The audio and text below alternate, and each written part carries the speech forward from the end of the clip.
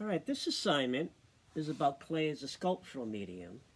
So we've investigated the three basic can building techniques and coils, pinch pots, and slabs.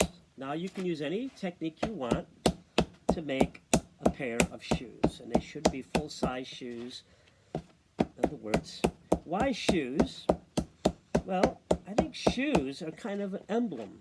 I think a lot of thought and effort and goes into what kind of shoes we want. We do think about how they meant to be function and that they're comfortable, but I think there's more than that to shoes. I think shoes also represent something about how we see ourselves in the world and how we wish to project our image. You know, whether or not we buy Michael Jordans or some other type of shoe or wingtips or Chuckies, you know. So I'm taking a piece of clay, I'm pounding it out into a flat piece like this. Another way of making a slab, I would guess. Alright. So my example is, this is a shoe here that I made out of clay last semester. Okay, I covered it with shoe polish, interestingly enough, to finish it.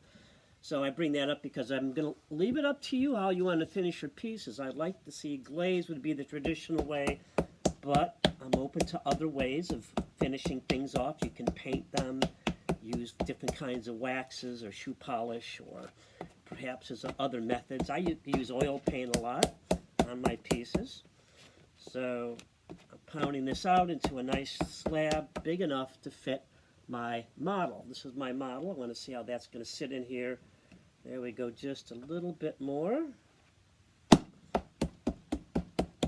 My slab's about a ½ inch thick, pound it out. Alright, there we go. Now I'm going to take my pin tool. You could take a knife, and I'm going to trace around it. So this is going to be the sole or the bottom of the shoe. So sculptural medium, you know, clay can be used again to make functional work, but you know, the idea that you can also make other kinds of, you know, pieces from it doesn't have to be functional, but can be sculptural, which I'm actually more interested in personally. There we go. Put that aside. I'll keep it where I can see it, and then I'm going to make some coils. I've made a bunch already, but I'll take my scrap rather than just throwing it aside and roll out a coil like so.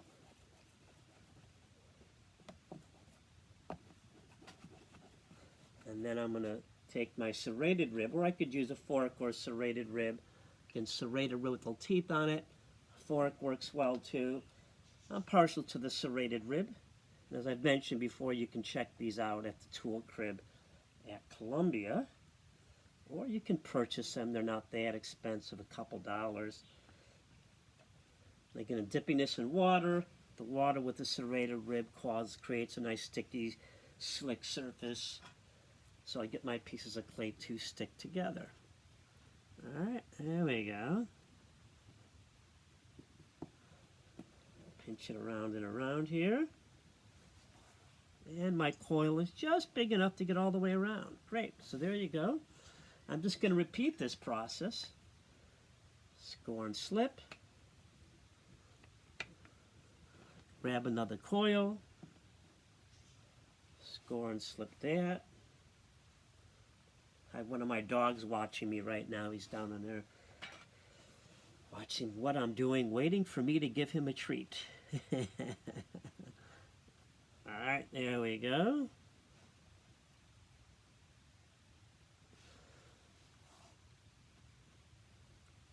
Break it off here. And I can use my rib then to start smoothing things together. A lot of times I use my rib, smooth out the surface, because the little teeth on it gouge the surface down and level it off, and then I can flip my rib around to the smooth side and then smooth it out too. There we go. Let's grab another coil, score and slip it.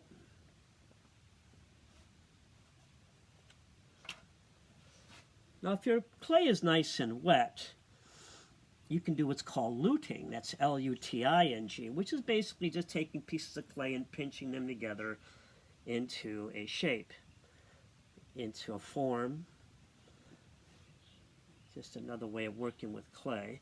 Now again, you can use any technique you want on this project. Now that you've mastered all three, you can use slabs. I've seen many of the people in the past use slabs. I've seen people start things out as a pinch pot and then add to it.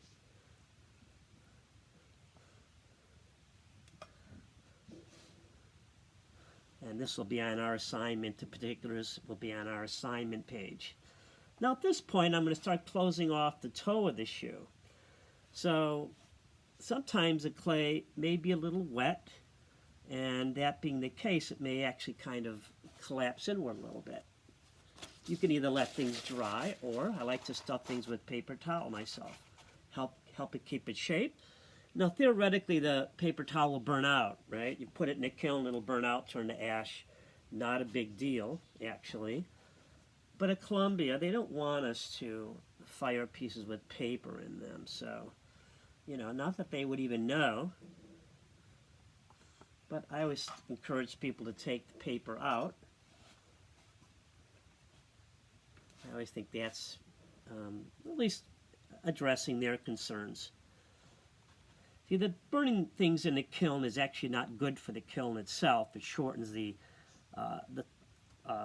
life of the kiln elements. Then you have to replace those, and that's rather an expensive proposition. Put this in there a little bit. Sometimes I like to take a stick like this. Again, you'll get a stick like this in your tool kit, little wooden stick you can use to smooth things together.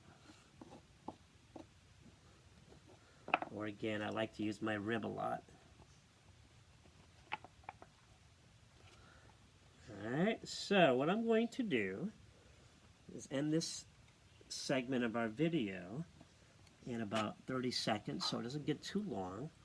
And then I'll bring you back in a few minutes and show you the finished product, okay? Alright, so there you go. Clay is a sculptural medium.